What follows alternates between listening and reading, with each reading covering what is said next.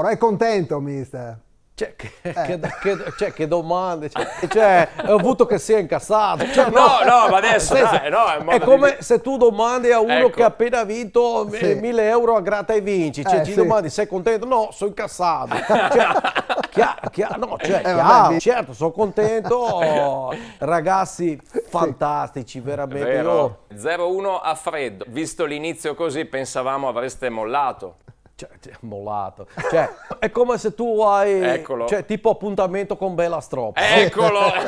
Tu hai aspettato tanto, Sì. tu Sì. sei agitato, no? Sì. Certo. Tu prepari tutto bene, no? Doccia, profumo, passi bruschino e onge, passi Quello. con fiocchi dentro rece, Sì. tutto perfetto, no? Che 4 skate in quaia, no? Eh. Palio weekend bella lavata, no? Palio Tu weekend. arrivi sotto casa di Bella Stroppa, lei scende, tu apri portiera, fai salire e dopo E? mentre tu sali da tua parte per l'emozione Sì? no! ti scappa Puseta.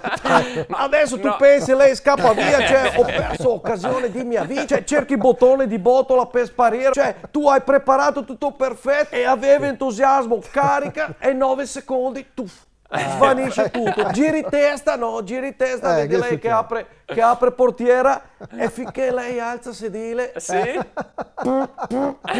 lei mola 3 pusete. Tua vita comincia a riavere Che senso, serata, tu cominci Mamma a mia. vedere il futuro, hai capito? Certo. Allora, morale qual è? Qual è? Sì. Anche quando sembra che hai molato, Sì. c'è sempre qualcuno che mola più a sé di te. Ah, ok. Questa è, morale.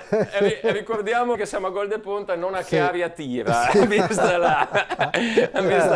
No, è questo quello che... No, infatti. In certe occasioni bisogna tappare il naso e Sì, andare no, che avanti. dargliela questa. È cosa buona e giusta, è veramente Sì. cosa buona No, vabbè, e giusta. adesso.